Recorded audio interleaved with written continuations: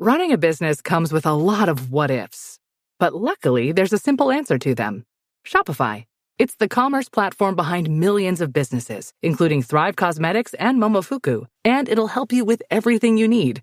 From website design and marketing to boosting sales and expanding operations, Shopify can get the job done and make your dream a reality. Turn those what ifs into... Sign up for your $1 per month trial at shopify.com/special offer. Purina believes no one should have to make the impossible choice between their own safety and their pets. But nearly half of domestic abuse survivors delay leaving because they can't bring their pets with them. Through the Purple Leash Project, Purina is helping create more pet-friendly domestic violence shelters so survivors and their pets can escape and heal together. Visit purina.com/purple to learn more. Storm Amy has come and gone, but not without some disruption. Connacht and Ulster remain unbeaten. That's by default. Leinster remain winless, but they did improve. So there's much to discuss. Let's get going.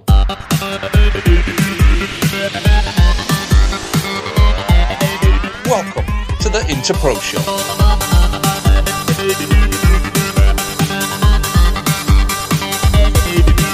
Hello and welcome to the latest episode of the Interpro Show, your home for all things Irish rugby from across the professional and amateur, men's and women's game in the country. And as you can see, the Irish Rugby ABCD has reconvened. We've staved off the storm in order to record.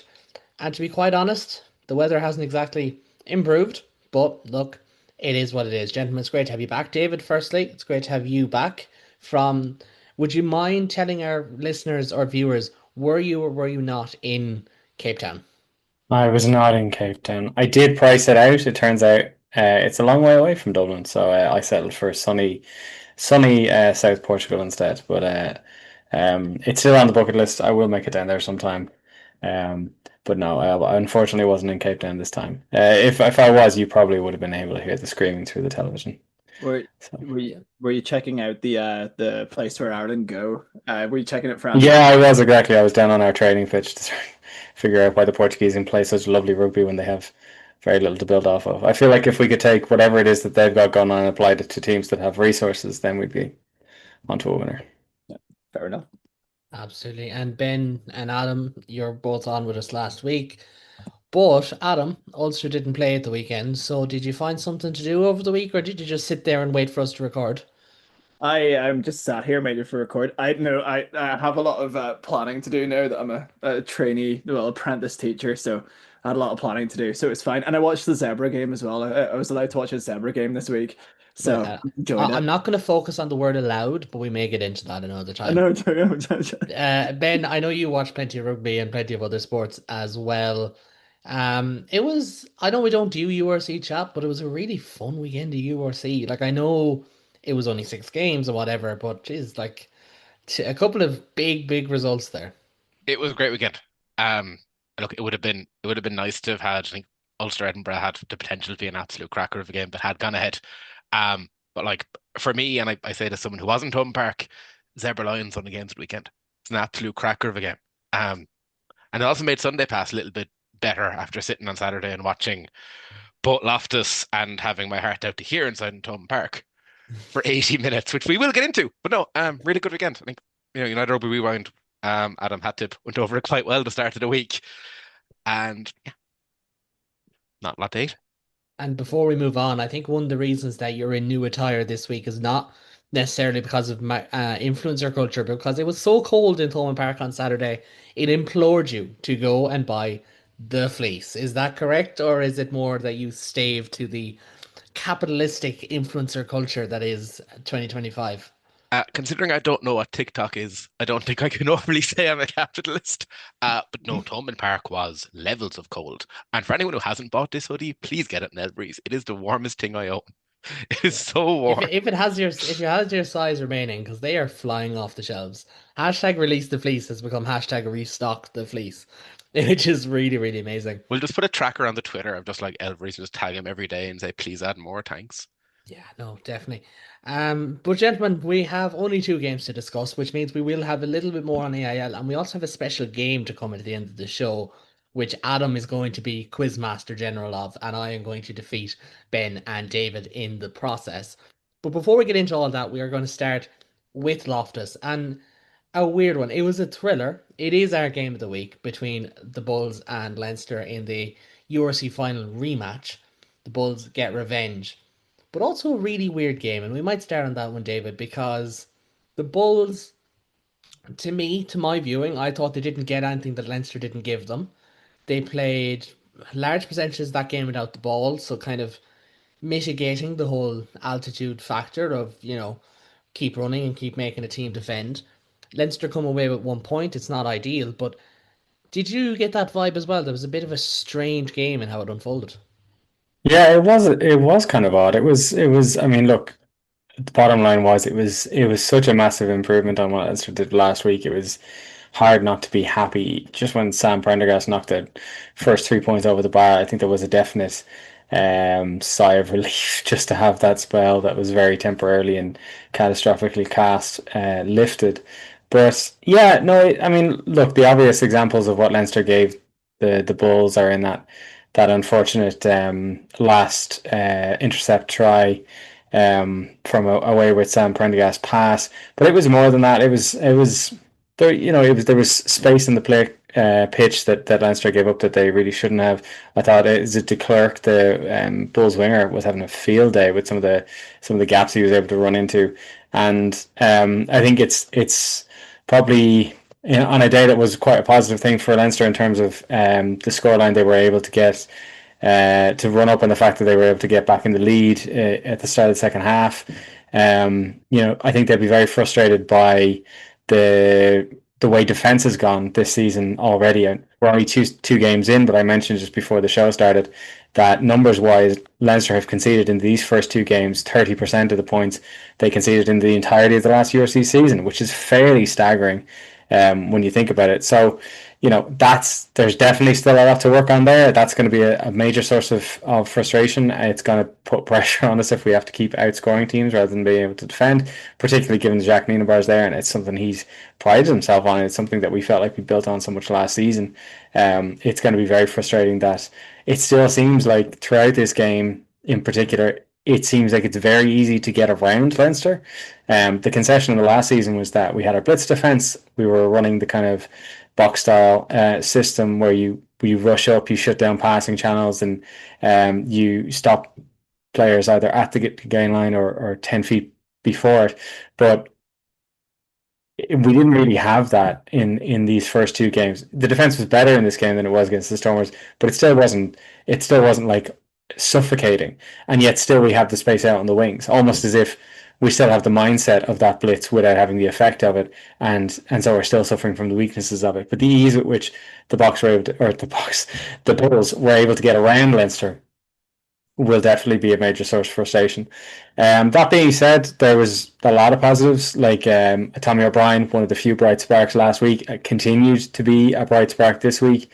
Took his try well, competed in the air. He competed in the air a lot last week, just unsuccessfully. The Stormers seemed to get the rubber the green every time there was a 50-50 ball up, but he seemed much more dominant there this week. Andrew Osborne, actually, in the left wing, similarly competed well.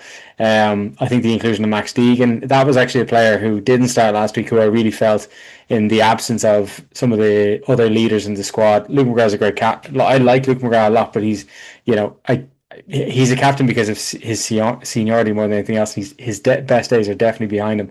But I felt like someone like Max Deegan, who can take charge and lead from the front, was the kind of player that Leinster wanted. And he had a great run up the right wing where he charges through a gap. I think a Bulls player grabs a hold of his jersey and he just keeps going and gets an offload away as he's powering forward. So, I think there were players who definitely stepped up, and 50-50 shots that didn't go Leinster's way last week did go their way this week. It'd just be a major source of frustration that we came into the game at 45 minutes, we took the lead. We showed that we were able to continue to score tries, but I think that the try just before half time and then that last intercept try, I think those will just be really frustrating because, again, they were things that we gave to the Bulls. They weren't necessarily things that they earned, and it cost us It cost us possibly the game, but certainly a losing bonus point. I think Sam Prendergast had a much improved first 60 to 70 minutes and a very poor last 10 minutes. Unfortunately, that definitely did cost Leinster match points, and I think he'll look at the penalty he missed, the drop goal he missed, and then the final penalty he missed as well, and kind of say, there's work-ons for me specifically here. So overall, a very improved performance. Very happy to get on the board with the 1 point. Unfortunately, in a loss, we still haven't done anything about that points difference. But I think in terms of an improvement on the Stormers, it is a big one. And while I don't think they'll be happy to get out of South Africa with only 1 point, they'll be happy not to have taken another beating like they did in Cape Town, because I think that just wouldn't have been a good way to start the season at all. Oh, that's absolutely the case. And like we spoke about last week about how Leinster were a little bit more interesting. I think this game became more interesting as account of the fact that they got, well beaten last week, but they did bounce back well, absolutely. And Adam, that's kind of important that it didn't become. I think yes, 1 from 10 is a poor start by Leinster standards, absolutely, regardless of who they're playing. But one is definitely better than zero. As you get that four-try bonus is definitely something to take away, because David mentioned it, we mentioned it a week before. Their attack just was not up to scratch against the Stormers, where it actually looked a little bit more clinical this time. Yeah, it looks sort of like what we expect Leinster to play. Their attack was way more clinical. And getting that point's probably it's gonna be vital in the long run, possibly. We know how important bonus points are in this league, especially with two losses in the start of the season. I think this Leinster will probably look back on this tour as a good way of building their squad, and certainly with their young props as well. Having Paddy McCarthy and Gus McCarthy and Tom Clarkson all like getting that experience in Loftus Road, Loftus Field as well. I think they did. I think they played a lot better against the opposition in the Bulls. I think that as well that you know, we say a lot about what happened in the last 10 minutes with Prendergast, but yeah, it's really interesting. I feel like sort of the tiredness is getting to him as well. Like it is very difficult playing in South Africa, especially for the as long as he did. But yeah, I find it very interesting what we're going to see from Leinster. This is the reply that we sort of expected. We didn't necessarily expect, well, I didn't expect a win necessarily, but to score 31 points in South Africa is no mean feat, and it is a better way of seeing it for Leinster, as a way to springboard what has been a pretty shaky start to the season. Yeah, no, definitely. And like, but it kind of tees up this weekend quite nicely, because the Sharks probably could not have had a worse result while also getting a result last week. And Leinster, arguably on the flip side, could not have had a worse result from their efforts, insofar as they only came away with one, as opposed to even two or three or 5 points. So it tees up this weekend nicely. I know we'll touch on that a little bit more later. But kind of for you, just to see Leinster look more like Leinster again before the internationals and the Lions come back. Sorry, not internationals. This is a team with 13 internationals, what I'm saying. Before the Lions players come back in, that's important for them. And like, I don't think anyone here would be surprised if they win their next 4 games before December. No, like look, as much as I don't like saying it, Leinster looked very, very good on Saturday. Their pack stood up, especially I believe Will Connors got the yellow. After the yellow, that was the defensive set that we'd seen Leinster do all of last season. Board, Soraka, Baird, Soraka, Deeney, Deegan all stepped up, all made tackles that they weren't making the week before. The entire pack looked exactly what a Noosa forward defense should look like for those 10 minutes and for the 10 minutes after. Just to put in there, I think you may have had a Freudian slip. I think you mean Nina Bar. Neil Bar. So sorry, I don't know who is that. My apologies. What is the four I would have wanted? What news for? Look, news for is always on my mind. What can I say? I'm wearing a Zumbi hoodie and Take away the everything. Nina Bar and add in Humphreys instead, and that would be way funnier. But Exactly. anyways, But no, they were genuinely excellent. If I'm to make a slight criticism of them, their substitutions were a little bit weird. Giving Prendergast 80 minutes at Loftus, having done as long as he did the week before, the man was out on his feet. Um, as much I'd love to rail on him for throwing that pass at the end, he gave everything for 75 minutes of that game. You have Frawley on the bench. You Like you're Frawley, you can bring in Finton Gunn if you really need. He didn't need to do 80. I thought he was excellent. I really do. We'll get onto it again later, but you'd nearly go half of that team again, if not two-thirds of that team again, and you'd expect them to get a BP past the Sharks relatively handy. Yeah. Ideally, Sam gets a week off because I expect he'll want him to play in the Clash of Croker or whatever title Leinster have given it at this point. Um, but like again, he looked shattered. People, and I've seen people online doing comments I would usually make, but no, like again, I think Dave pretty much nailed it on the head. Leinster were very, very good getting one bonus point out of it. While it will hurt, not a lot of teams go. Loft doesn't get anything. Yeah. Yeah. Yeah, no, and that's important. And like the Bulls obviously had a lot to play for. I understand round two of the new season does not compare to a final. But the way the Bulls went into that game and they were talking themselves up because they had to, because there was so much in that background about like players weren't talking to coaches, coaching staff weren't talking amongst themselves. They had to come out and convince themselves that they could do it, and then they just laid an egg in the final. They were really, really poor. So for them it was important. But I do think, and I don't want this to become a weekly bit. I kind of issued a buyer beware on Ulster last week, where I said it was just the Dragons. We've seen Ulster steamroll teams like this before. The Bulls didn't convince me. The Bulls should not have won that game. Pretoria seems to be becoming less and less of a factor as the seasons go on. It's still an unbelievably tough place to go. I'm not saying otherwise. And yes, they had internationals away, but I'm just not convinced they're as rounded of a team as they were mid last season, season before that. And that would be me. Whereas I look at that Leinster performance and I said, you know what? You were absolutely terrible in round one, but you should have got 5 points last time out. And yes, it was fatigue. And yes, I look at that Prendergast pass. It was never on, but he was out in his feet. Another part of the reason I may have been, and I'm not an S&C expert, I'm also not a rugby expert. I know, I like to think I know a good bit, but this is based on what I watched. And I watched this game in its entirety. Leinster played more off 10 than they do usually. Usually when it's Gibson Park, it's Gibson Park's team. They play off 9. He dictates everything. So there is the physical exhaustion as well as the mental exhaustion, and then just the long week for Sam and Co. And I do think that was a factor. They played an awful lot more off 10. They had an awful lot more of the ball. Like it wasn't. That's where I said it was really weird because for me, when you look at the stats, if you run through that stats page, that looks like Leinster hocking a team in the RDS. I don't, sorry, the RDS is closed at the moment. In the Viva, whatever. It's been a long week for Not us all. Leinster going to Pretoria and having to play a certain type of way. The teams have to play a certain type of way to win in Pretoria because of the air and whatever. So to that, I give them massive credit. And to that, I think that's where the context lies. But to kind of give you the closing word, David, because you weren't on here last week, you were flying to Cape Town but got stuck in Portugal. Um, you, I just want you to kind of give us your thoughts on the 2 weeks as a whole and as a block. Not ideal. I went looking into it. I think the closest worst start from a URC team in the last couple of years was Connacht went 1 point from their first two games as well, a couple of seasons, or 1 point from their first three, possibly, a couple of seasons prior.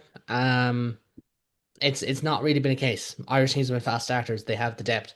That part is all disappointing. But as I said to Ben, and I say it to you, where did Leinster lose again? Do you know, like that's the question. So is that the kind of attitude that you're taking into it, or do you still think there's a very serious need to look at some of these performances, given the quality that was on the field, and more so round one? I might add because you weren't here last week. Yeah, yeah, I do. I think there's a lot to it, really. So I think it's a confluence of factors. I think it was not last season, 2 seasons ago. We started in Glasgow, got hockeyed there too, by a very good Glasgow team, but then came back and won the next week. Um, we had, I think it was Edinburgh away last year, got a strong start there. So I think in as many situations it can be where the fixtures happen to be in those first weeks, and the fact that we had both in South Africa, like Leinster on balance over the course of the URC tend to lose both of the games in South Africa when they go down there. So that's not really that unusual. I think the frustration will definitely be that this is probably the strongest knockout team that Leinster have sent down to South Africa, and to not come away with anything. Like, we've come away with wins before, out of much caliber teams. So to not come to only come away with the 1 point after the, as you said yourself, there are 13 internationals in that team. I looked at the looking back at the team sheet against Stormers, and you go, that's a really good team. Like, you couldn't put that team out there and think, oh, we're just missing too many players. There are loads of players we don't have in, but most teams would look at that team sheet and go, that's a team that we're going to have to take very seriously. Like, I don't think the personnel, you can't in both. You can't on one side say Leinster have great depth and then go, oh, but we just didn't have the personnel on the day. We did have the personnel on the day. We had the players. Our bench depth might have not have been super deep, but it wasn't the bench that lost us either of those games. Except, I think, as Ben said, I do think there'll have to be some conversation about why Sam Prendergast is over there for that long. Kieran Frawley doesn't seem to be trusted by Leo Cullen at 10. I'm not sure why. He's had his ups and downs at times for sure, but like, I think when you're balancing it against leaving someone like leaving Sam on the pitch for 80 minutes in Pretoria, I think that should be an easy call to make. I also don't know why Harry Byrne, who was brought back, wasn't available to be deployed. Like, there's loads of questions, and maybe there's answers to those, but I think there do need to be answers asked internally for why that happened. I'll commend Cullen for making the changes he did between week 1 and 2, because it produced a response, and it produced a sort of step up. I think a lot of it actually goes back to the fact that Leinster had one preseason game against Cardiff in Tala, and that was it. And I think there's maybe a conversation to be had about, was that not enough? Did these guys come in a bit? Because definitely the Stormers game had a look of a team that didn't know each other, and I think possibly, I think allusions were made on, I think it was the 42 by Gav Casey, that some very strong teams have come into the start of seasons quite slow to give themselves longevity, and maybe that's what Leinster are planning on doing. But I don't know. I felt like they definitely came in undercooked, and the Stormers game looked like another preseason game, except it obviously wasn't for the Stormers, so you ended up with the result that we did. I think in the totality of the thing, it'll be a disappointment, but it'll be a disappointment to look back on, because even the second week was such a step up in terms of performances, that if Leinster played that game again next week, I think they'd have a really good chance of winning it. In as much as they had a really good chance of winning it this week, they probably will go and they should go and beat the Sharks next week. I'll be there for that one, so I hope to God they win it.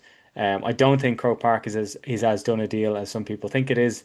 Munster have looked very good, excuse me, very good at the start of this season. Jack Curley in particular at 10 has looked very good. I definitely hope Sam Prendergast is playing for that game, because I think Irish Rugby needs those two to face off head to head. There's a conversation to be had about Ireland selection further down the road, but we won't have it now. But like, if you're going off the way the two are playing, you want to see the two of them face off, because that's definitely a question now.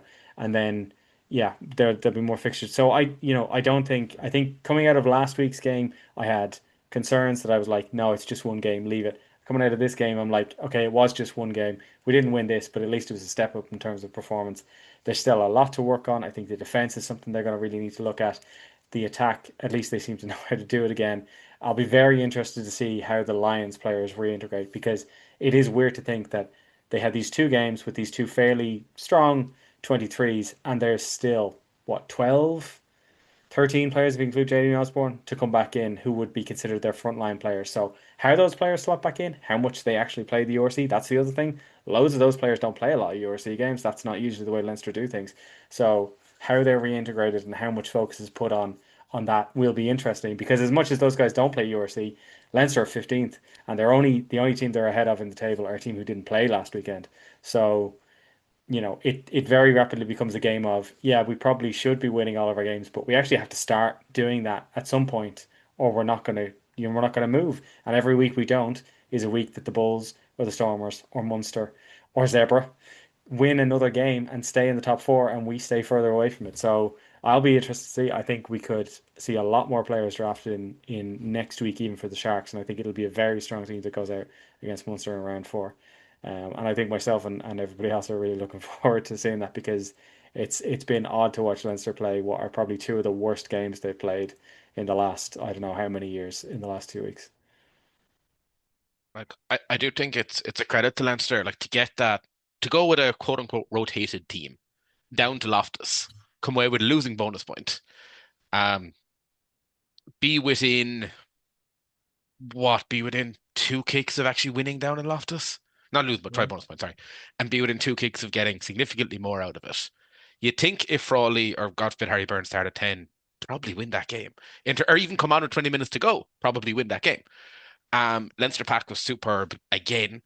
Um, yeah, like there's, as you say, David, there's what, 13 players to come back in, 12 players to come back in. It only goes up from here. 15th is fun to look at. You'll be second within 3 weeks, Oh, they will. Like that's the thing. unfortunately. Leinster will definitely be. If Leinster aren't second or first by the time we hit the November window, I think we can have a very serious conversation then because they'll have probably dropped a game on a very favourable run of fixtures. I don't see it happening. I don't see them losing in Croke Park. I don't see them losing this week. And then they have like Zebra Dragons after that or something in around that realm of fixtures. They definitely have Dragons anyways. They have two favourable enough games. But I'm going to throw a curveball at you because this was asked by Mohammed of the United Rugby Rewind pod of fan experience. And the reason I'm thinking of it, kind of because of your background, David, and the fact you brought up the Croke Park game, Croke Park is an unbelievable venue. Anyone who says otherwise, this isn't the podcast for you. We all love it here. It's not custom made for rugby, but it's an unbelievable venue. But ticket sales are not going as we would have liked for this one.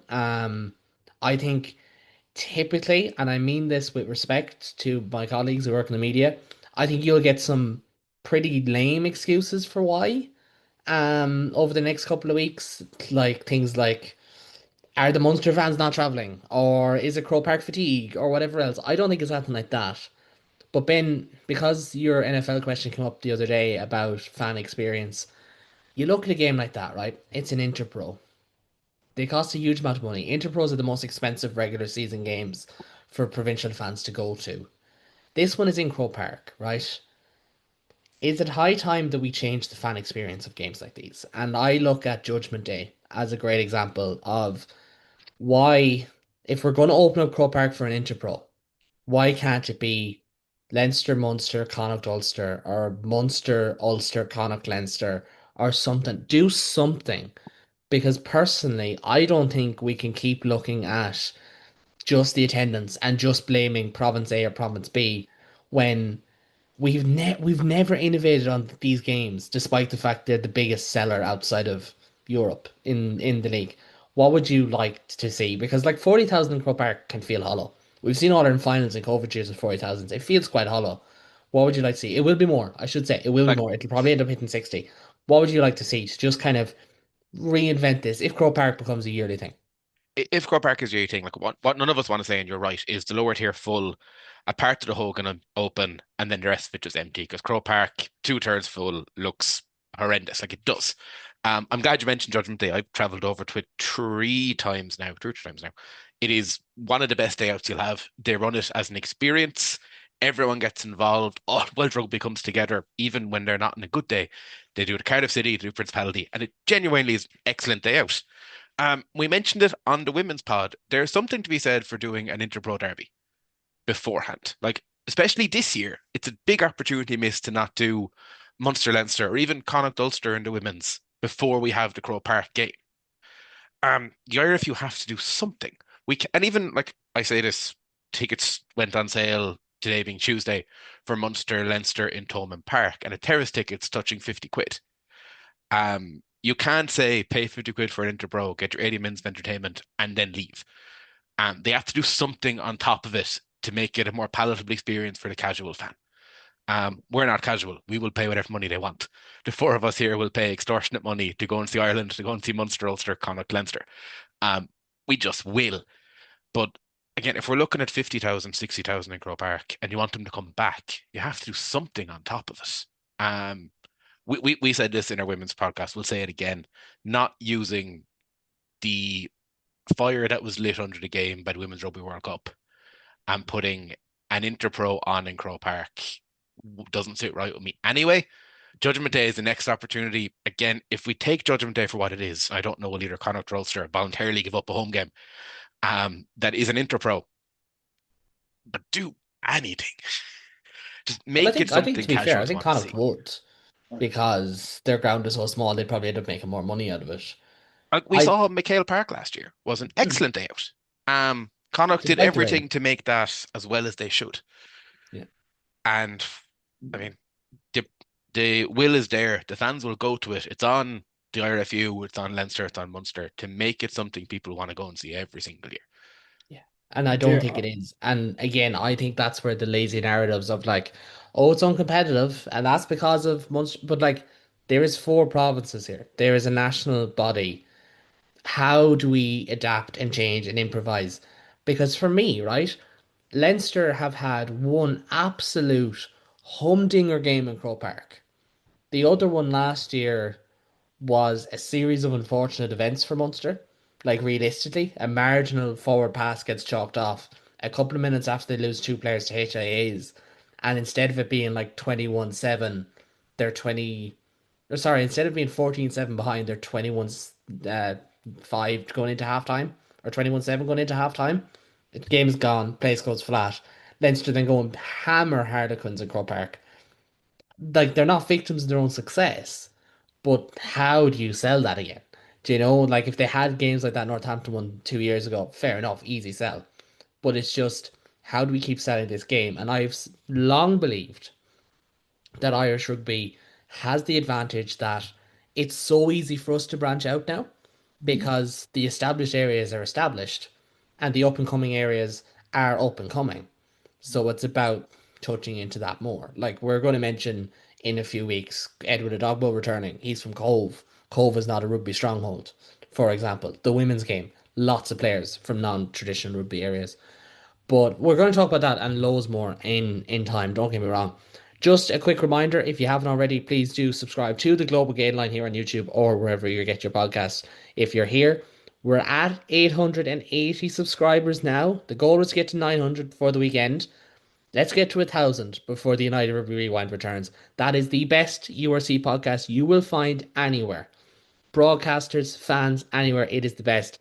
I know they have Adam, but we'll excuse them that.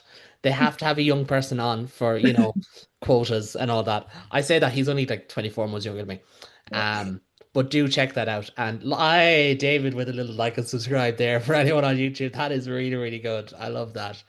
But we're going to just move on because we have a game and we have AIL to get into. But the other game this weekend, Munster led, as David said, by Jack Crowley, ground out a 23-20 win over Cardiff in a blustery and cold and damp and typical Thomond Park night. Ben, you were there. You were in the East Terrace once more. Not perfect for Munster, and Craig McMillan made that absolutely certain in his post-game press conferences. But there is a time and place to win ugly, and this was probably a time and place less than 24 hours after a storm leaves the area. Yeah, well, the game was almost fitting for the weather that we had. I don't know if the conditions came across properly in television, but it was a miserable evening down in Thomond Park. The wind was blowing north, south, east, west, southeast, south, north, all game long. It was absolutely horrendous. Wind spitting all day long. And like I would love to sit here and say Munster were excellent, we got the win, but we weren't. We were sloppy. We were dragged over the line by what was an excellent performance by Jack Crowley at 10. Drop goal aside, he genuinely showed everything that makes him the player Munster fans waxing lyrical for 2 years, saying that he is. Our pack properly stood up. I I thought Jaeger was very, very good. Dermot Barron did as well as he could. The loss of Shane Daly really, really hurt us. I don't think that can be said enough, even on a watch back. The the Cardiff winger who got three tries, whose name I now forget, Bowen. Tom Bowen, Sean not O'Brien, not for all Danny the will, Dyer's nephew. Sean O'Brien, for all the will of the world, isn't a winger. He got stung numerous times. He didn't look all that comfortable in the role he was asked to play. He will get there, I'm sure, but he looked he looked not himself. He looked like he'd rather be inside in the center and anywhere but having to try and tackle Bowen. But that being said, I mean, there are certainly more positives and negatives coming out of it. It's gave up two match points, rather not done that. Fine. But again, it's a win. It's two wins on the board. Looked dominant in places. I said it last week, but Taki Abrahams again had a stormer of a game. For a man who I criticised, I think on a podcast was you last year, I criticised his defence, that he needs to up that. He was mincing men like he was a back row. He looked superb. again, look, I thought we handled indisciplined at times. Coombs is yellow. We handled it quite well. Nice of him to get a try mere minutes after coming back on. And look, all the talk this week is going to be about Jack. Jack was excellent. His drop goal was everything that we know we can do. Is it disappointing to give up that try in the 80th minute? Yes, of course it is. Again, bigger and better things. Edinburgh down in Cork Friday night. There isn't a storm coming in that we know of. Get That the we four know of. points out of that and then move on and focus on next week. Focus on Definitely. the big one, quote unquote. Yeah, and just as we have it, I have the Jack Crowley little show and go, which remains on Twitter. That little dink and chase and the Dan Kelly one, whether that was a try is an entirely different question. But they were the moments that Munster were coming up with, and to their credit, Cardiff did as well for large passages of this game. But Adam, I suppose, as Ben says, yes, there was negatives, and I think some of that would be, goal line defense probably wasn't strong enough. Just never really got into a rhythm. Maybe weren't as settled on a certain game plan as maybe we have seen before in these conditions. You think back to the Ospreys game last year, which was even worse conditions, but got the win. They have a lot of players in that pack who are starting to stand up. Maybe not all together because they're kind of feeding guys back in, but the likes of Jaeger and Klein were exceptional. And obviously Jack Crowley was very good. And we've said before, like in the preview, Munster are probably only as good as Craig Casey can take them. The same kind of applies to Jack Crowley, a little bit different, but still like really, really good showing from him, and especially without Craig Casey there. Yeah, so yeah, we did say about that about Craig Casey, but then Jack Crowley stood up, and I feel like when you have one or two of them, it just levels the game up for you. I did really think it was a really interesting game that Munster won very well. I did make a point on the United Rugby rewind that Cardiff didn't score any conversions, which I found so interesting, and that if they would have scored their conversions, they would have won. But then again, Jack Crowley only missed two as well, but he made a penalty and a drop goal, so that sort of made up for things for Munster. But yeah, very good win, very solid win. They're sort of building their wins now. You have to win the ugly ones to actually get a foothold in that top eight. That I think that's where provinces last year sort of lacked that sort of edge when it comes to these games. Um, but yeah, you have to win these games to look back on. We do say it, we keep on saying it's round two, but I have to say with the leagues going, with how close the games are, with how many teams are winning in general, picking up these types of wins in round two is going to prove vital for the rest of the season, just like the losing bonus point that Leinster have. Yeah, no, it absolutely will. And like David, I don't know how much of this one you caught. I know you referenced Crowley earlier in Munster's win, but like we can get caught into this cycle of just discussing the tens, and I don't want to do this in this podcast. So we'll kind of steer away from that. I know it was touched on the URC podcast with how good Crowley was, but I think a bigger talking point is that Munster back row with Ahern, Quinn, and Coombs and how well they all played together. And it's a weird one because Munster's pack looked to be losing collisions, being bullied a little bit. But the second half, you couldn't really have that. Like, that was more of a first half complaint. And I think individually, those three lads all had very tidy games. Ahern, one thing that has probably been said is he's probably not the most aggressive player around the park. Does his job, gets through a mountain of work, but he was aggressive. Coombs was coming up big with carries. Quinn got his score and was looking really tidy. Was unlucky not to have a couple of jackal turnovers. And considering John Hodnett is out and Alex Kendellen is out injured, and obviously there's the retirement of Peter O'Mahony, to have those three, a new look back row that have never started together before, playing as well as they did, that's one of the takeaways that's going to impress Clayton McMillan. Oh, for sure. Like I think, yeah, you can always add to the performance of a group of players by noting who wasn't there and how much you didn't necessarily miss them. And um, that's definitely the case with this back row, you know. Yeah, the loss of Peter O'Mahony is a shadow that's going to loom large for a long time, as is appropriate given the man's stature. But Tom Ahern, I think we've wanted him to be class for a while, and injury has just been his Achilles heel for a while. So if he can get a straight run of games in front of him, that six shirt at Munster and beyond is there to be fought for. there's going to be a lot of competition for it, but he's definitely shown that he's in that competition for sure.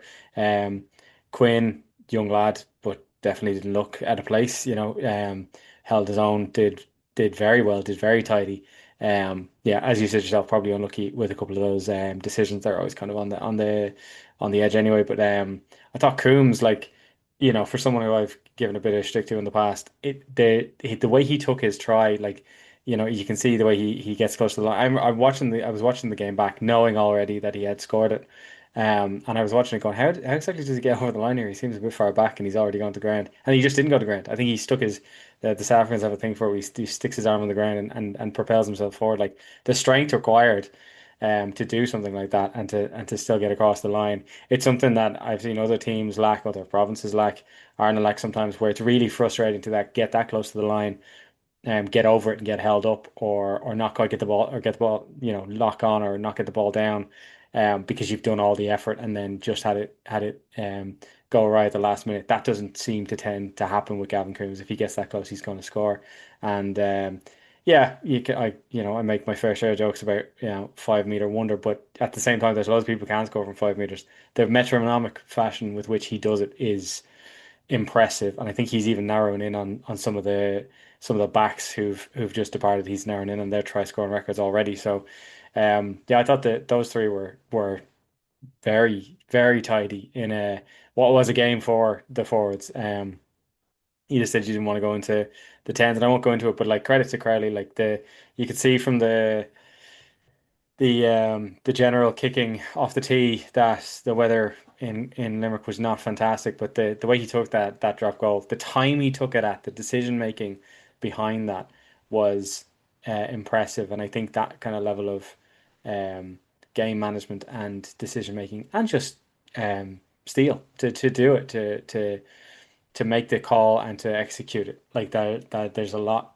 That's the kind of thing you want from a player in that position. So I think Munster, two from two. It was interesting that Cardiff, I think they'll be ones to watch. The fact that they didn't get the winner of this game, but they got four tries, and that's no mean feat. So, you couple that with their performance against Leinster in the preseason, and like they've been a messy team to play for a while now. So I think they'll be ones to watch going forward. But no, I think Munster should be pretty happy to come out of that game, with the result they did, and I think it did again, as we said in the back row. You note the people who weren't there by how you missed them because of how much the guys who were there stood up. It did show how much Munster rely on Kirk Casey and possibly what he might end up offering in Green, because he's such a huge part of that team that I think they'll be really eager to get him back. I think he is due to be back soon.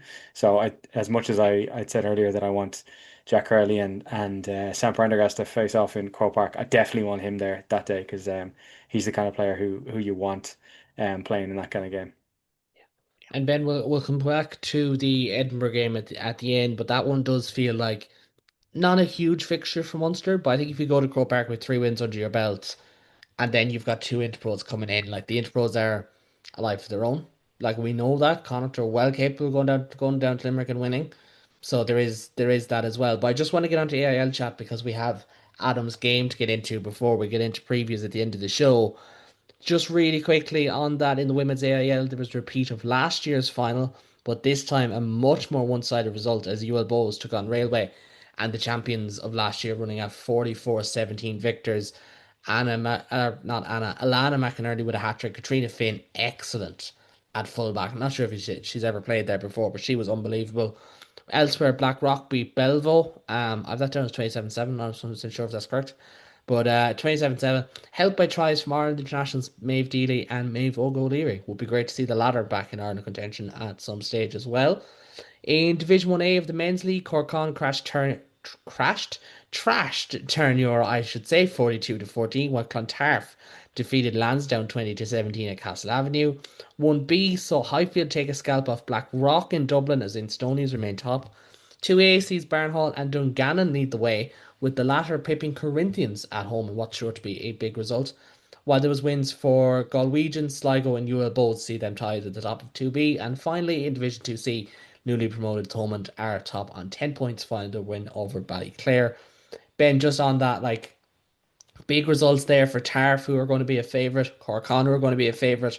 Highfield to go to Blackrock and get their win without James Cronin as well is a huge one. I know your own UL Bows, but I think the result of the week has to be your own UL Bows in the women's taking on Railway. Like, there's been a lot of talk by people in that neck of the woods about, well, Bows are winning AILs and Munsters are winning in Interpros, and it's probably not reflected, but results like that are going to help. And the likes of Katrina Finn has played 12 for Munster, has played 10 for Munster, has now played 15 for Bows, and has played brilliantly across all three.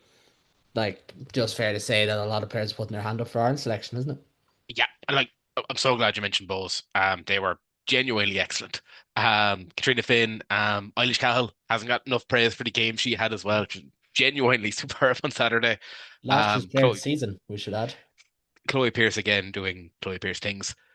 I was kind of bouncing between that and the unfortunate result out in Tom Clifford on Saturday evening, where Mary's were outstanding against Bowes, unfortunately. Um, Highfield look like they're going to be an absolute menace this season. They look absolute top drawer. It's starting to be a really exciting league, both men's and women's across the IL. I said this 2 weeks ago. I'll say it again next week. Anyone, if your provincial team isn't at home and you don't have Premier Sport, go find your local IL game. You will not see better rugby anywhere. Um, yeah, it's a stunning league. Really is. And on that note, we're going to hand it over to Adam, who is not much of a presenter, but he is a teacher. So he's well able to give out to us if we start misbehaving. Adam, this is a game that we're going to call Do you Remember Adam? It's a bit of a streets one forget, but we'll see how it goes. You're trying to share your screen. Is it? Hold on. We're having a little bit technical difficulties for anyone there on the audio, but there we go. I do like how Remember David's cap Adam has is entered into up game and it's mode. I am screen sharing. Can we see and this it's okay? yeah, no, that's fine. We can see it. So the premise of this is myself, David, and Ben are going to face off to kill a bit of time on players that we may have forgotten. Adam, I hope you have clues because I know you, and there's going to be a couple of one cap wonders in there. I, So do you want to I, take the reins? I think I went a bit easy with this one, to be perfectly honest, because I was afraid of because I sent in one of Chris Cochrane and he only had two caps for Ulster. So we're going to start with the first one. This one, Just really quickly, I think it's fair to say, would we just do quiz show and whoever shouts first say their name? Because also, based yeah, on the last time me and David tried to do this, it went real I, badly. Yeah, I, sure. So I, I yes. accept, I accept hands up, guys. Watch as the green That's screen effect just just me like doesn't show our practicing. hands. Anyways, Adam, the floor is yours. Right, the floor is mine. So this is do you remember Adam? I am known for knowing my obscure rugby players. So I went deep into the knowledge, deep into Wikipedia, to be honest with you, for some of them. And some of them I do are like, oh yeah, I remember them. This is the first one. And we will go into the first one now. Oh, for anyone on audio, it's an Ulster player who wore a scrum cap and looks like a back. Oh. Oh, have you got any clues for us, Adam? He moved to Edinburgh to try and have a career in Scotland, but it didn't quite work out. Is it Simon Daniele? No, Simon Daniele did have Scotland caps before he went to Ulster. That's true. He was a very good player, actually. I'm stumped. That era of Ulster is not great in my memory, even though they were very good. Ben, David, I mean, this players, no, I got nothing. Absolutely nothing. Ulster man with nice scrum cap. He would we didn't wear pass? to be fair, I couldn't. He didn't necessarily wear a scrum cap when he was playing. This is the best photo I found of him, but it is Ulster winger and Ulster and Edinburgh winger Mike Allen. If you Ah, remember, No, it's that's not, not is me. it? it's Mike Allen. It is. Yeah. How young is he in that picture? Quite because I think this was the season before he went to Edinburgh because he tried to do a Ben Healy. He was Ben Healy before Ben Healy, Went about essentially. as well, did it? So the first ones just went that bit nicer now. Next one.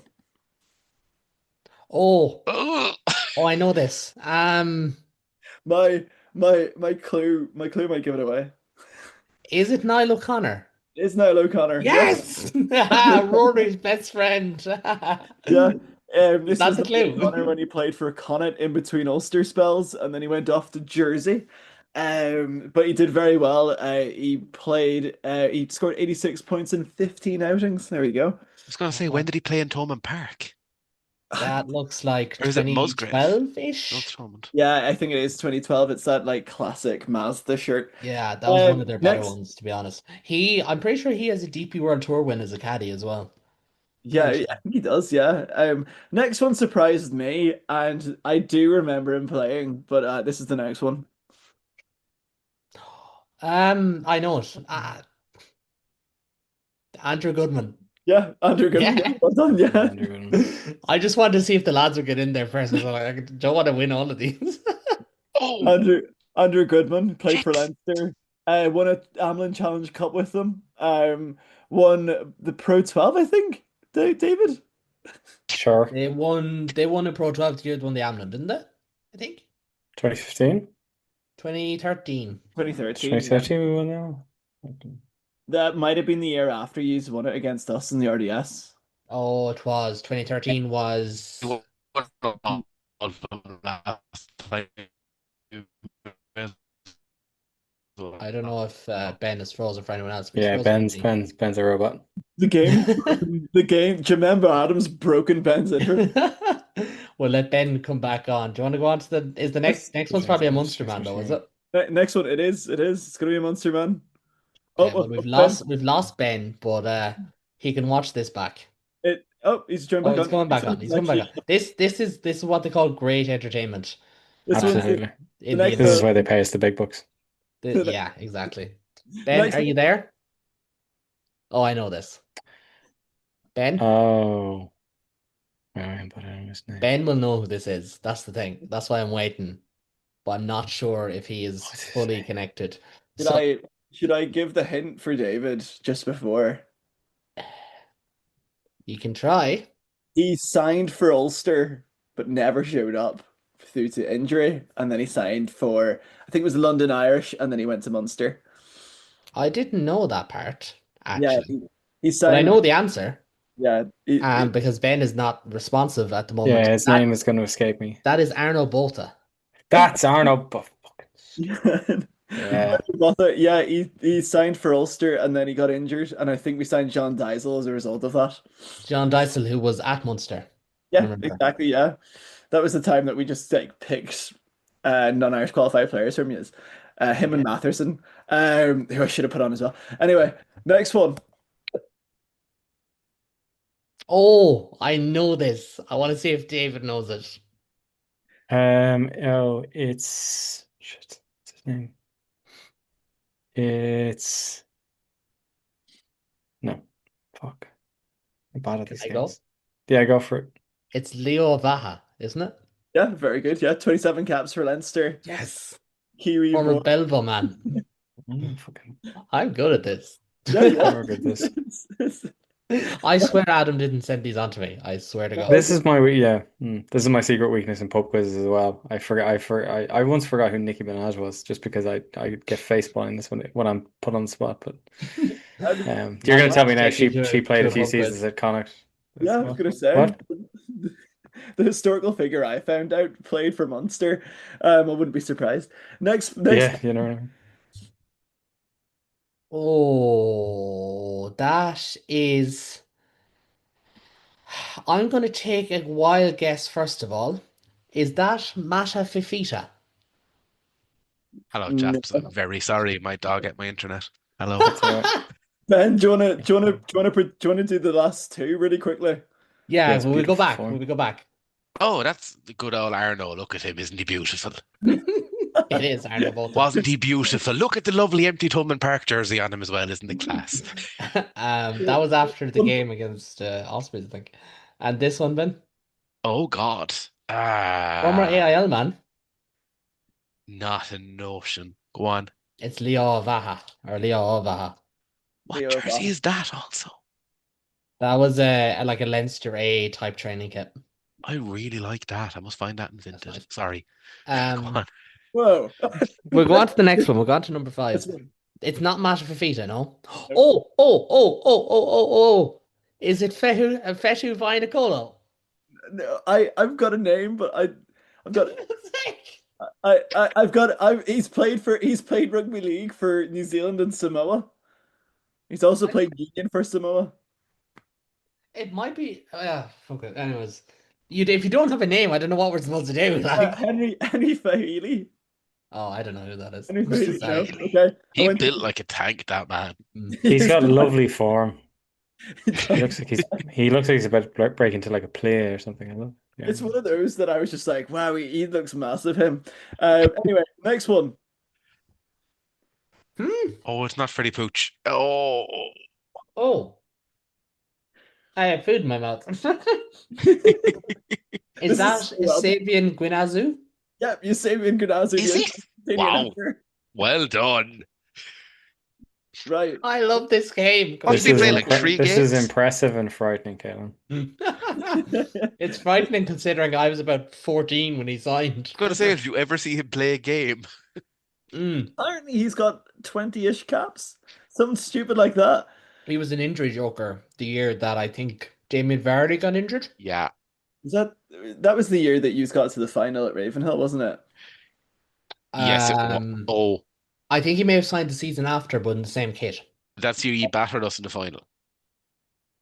No, I think it Yes. could be the year after. I think we wore that kit 2 seasons. The second season wasn't as good. I The think. next one, the next one's two players. It's a bonus point because one of them's turning around. Is the one on the left Lewis Stevenson? Ah, come on now. The I one not swear this facing the isn't camera. fixed. Oh my God. I don't know who the other guy Lord. is. I'm gonna Like, did you get Stevenson based on balding Ulster lock? I just had That's Ulster fine. lock. He's former One Exeter second. player, Louis Stevenson. Oh yeah. Who's the one And is on the other the? one I was at that game too. I was CJ at this game. Stander. CJ Stander is in the background, and that's what I'm going with. Is the other one Sean Doyle? Not quite. Is it a back row? No, it's a second row. Second row. Oh. Oh. Is it the Van der Merwe guy that's with the Estonians?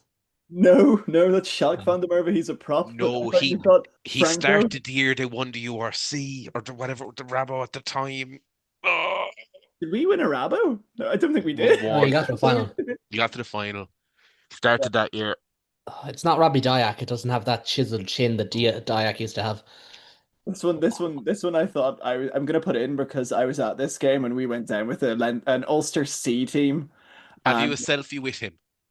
I do not, but I do have a photo of Louis Stevenson as a 13-year-old. He was very tall. Do you want to just give us that one? Because I don't think we're going to It's Neil McComb, get it. Yeah. Oh, I remember him. 43 That caps, person. 43 caps, and that is Jamember Adam. I hope That for was fun. Did restore. we get a set? Oh yeah, we got two Leinster players. Yeah, sorry, we had Leinster Leo players. Vaha and Andrew Goodman. That was very fun. I Yeah. think we should do that during the November window when we've only one game to discuss, to be entirely honest. We should Aim just it do down. it some weekends when like Munster lose. Just do that Oh instead. yeah, I suppose whenever like all four provinces lose, if that ever happens. It never does, but if it does. Right, we've got 2 minutes. Going to fire through these really quickly. Previews this week. First up, Friday, 7:45, TG Premier Sports, Munster Edinburgh. Ben, how are Munster going to get on? Munster will win. Continue on from last week. Give another 9 time. Ideally, JJ comes back. Get lads back in. Ready for Croker. Okay, Saturday, first of the action, 5:30, only on Premier Sports is Leinster Sharks. David? Leinster to win. It'll be. I think it should be bonus point win territory, and it should be a wide enough margin. I think we'll see a lot more lines back than we would have expected to this early, but yeah, I think they'll go pretty strong. Adam, Ulster Bull, 7:45 on Premier as well. Yeah, an interesting one because we missed out on last week, but I feel like we should get a win here. I feel like this is one of those ones that we have to target as a win. One of the bigger teams that we're going to play against in the league. So hopefully it's going to be a great game either way. Hopefully. And the last game on TG Car and Premier Sports is Cardiff against Connacht. That is my designated side, and I'm actually going to go out on a limb. I'm going to go with Cardiff. I think they could produce a result. They rested a few players last week. They could well do it. With the postponements last week, our predictions saw all of us go 2-0. We all said Munster and the Bulls to win. So you can thank Leinster for that one. But look, we're all 2-0 for last week. But gentlemen, we'll leave it at that for tonight. My thanks to Quizmaster Adam, to Leinster David, and to Limerick Ben. It has been an absolute pleasure. We'll be back next week to cover, hopefully, 4 games of provincial action and get ready for a Interpro Arc-Pro Park. But for now, till next time, slán go fóill.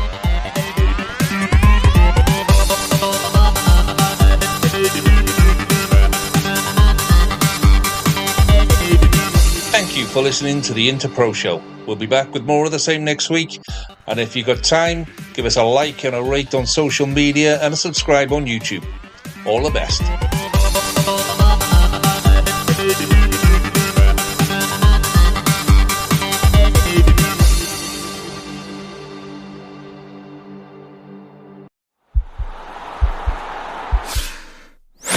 This podcast is part of the Sports Social Podcast Network.